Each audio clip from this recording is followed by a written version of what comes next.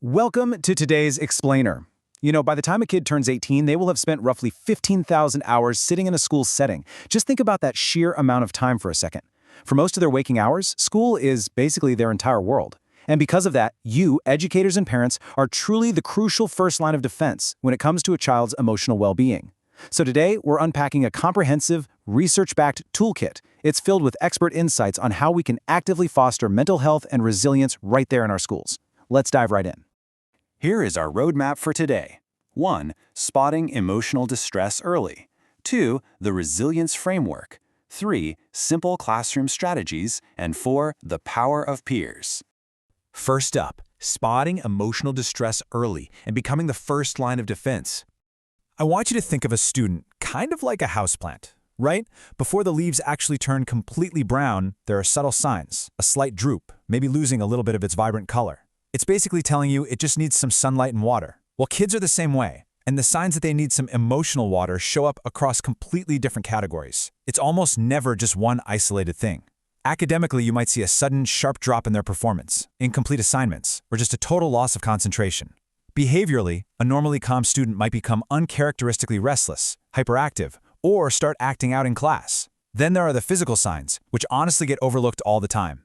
Things like frequent, unexplained headaches or stomach aches when they aren't actually sick. You might even notice a sudden drop in their personal hygiene, like showing up with unkempt hair or scuffed, unpolished shoes. Socially, the student might completely stop participating in extracurriculars or start hiding in a corner to eat lunch all by themselves. And emotionally, you might just catch them crying without any clear reason, actively avoiding eye contact because they're terrified of being judged, or just seeming perpetually down. Now here's where it gets interesting and tricky. That picture completely shifts the second the school bell rings and the child goes home. At school, they might be misbehaving or hiding out at lunch, but at home, that distress totally morphs. Parents, listen up, because this is what you really need to look out for. Are they locking themselves in their bedroom the literal moment they get home? Are they completely refusing to talk about their day?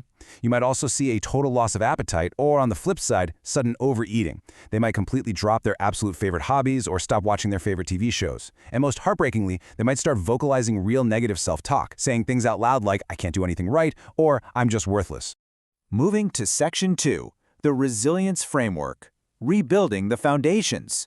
So once we actually recognize those subtle signs, we obviously need a way to help.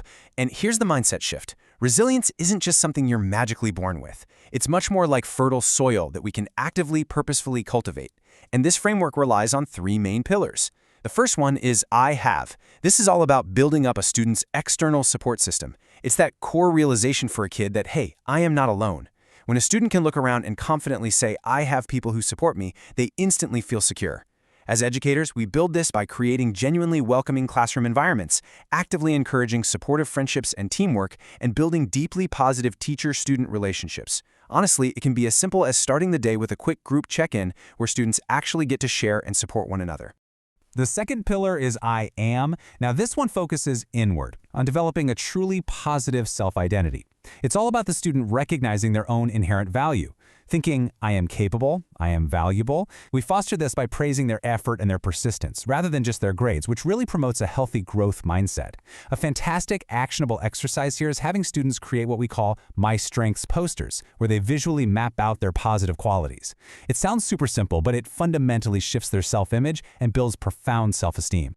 And that brings us to the final pillar, I can. Because when a kid has the I have and the I am in place, it naturally leads right here. This is the realm of skills and confidence. It's the belief that I can manage whatever challenges come my way. We build this pillar by actively teaching emotional regulation and clear communication skills. We encourage goal setting. When students set personal learning goals, work collaboratively to solve problems, and actually track their own progress, they gain the rock-solid self-confidence they need to handle whatever life throws at them. Let's move into Section 3, Simple Classroom Strategies. These are immediate tools for teachers. Okay, these strategies are brilliantly simple, but let me tell you, they are incredibly effective. First up, mood check-ins. Anyone who has ever spent 5 minutes with a middle schooler knows their moods change fast.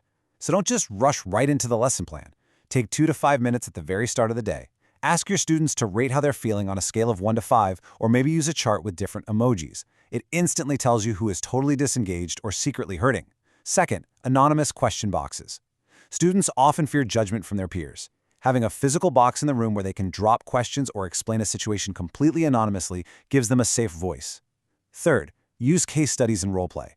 Instead of asking a student directly what's wrong, discuss a hypothetical scenario with the class. It removes the spotlight and the pressure while still teaching them how to navigate the issue. And finally, incorporate brief breathing exercises. Taking just 5 minutes, maybe right after a chaotic morning assembly, to practice breathing techniques like Anulom Vilom or Kapalabhati can completely hit the reset button on a student's nervous system and dial down their anxiety for the entire rest of the day. Now, if you only remember one single strategy from today, please make it this one: the STOP technique. This is your real-time intervention for when a student is completely caught in a loop of intense anger or anxiety. You just walk them through this. S stands for stop. Literally just stop whatever action you are doing right now. Drop the pencil, stop pacing. T is for think. Take a really deep grounding breath. O stands for observe. Look internally and try to identify the actual reason you're feeling so anxious or angry. And P is for positive action. This is consciously choosing a healthy coping mechanism to reduce that stress, whether it's taking a quick walk or journaling. It is amazing how fast this breaks the panic cycle. And our final section, Section 4, the power of peers, shaping the social ecosystem. Let's zoom out for a second from the individual student to the macro level. During adolescence, peer influence becomes the primary driver of a student's identity and behavior. And because of this, we see a real dual nature to peer influence. It's a double-edged sword. On the positive side, good friendships are an incredible buffer against stress. They provide emotional safety, increase self-esteem, and can dramatically boost a kid's academic motivation and coping skills. But conversely, negative peer dynamics, like the immense pressure to fit in, bullying, or social exclusion, can lead to toxic anxiety, severe isolation, and highly risky decisions. You have to remember, for a teenager, peer acceptance is quite literally everything. Because peers are pairing older students with incoming ones to foster positive role modeling. It means shifting from solo tasks to collaborative problem-solving groups. Let me share a perfect example from our sources. There was the power of a managed social ecosystem. So, let's wrap this up.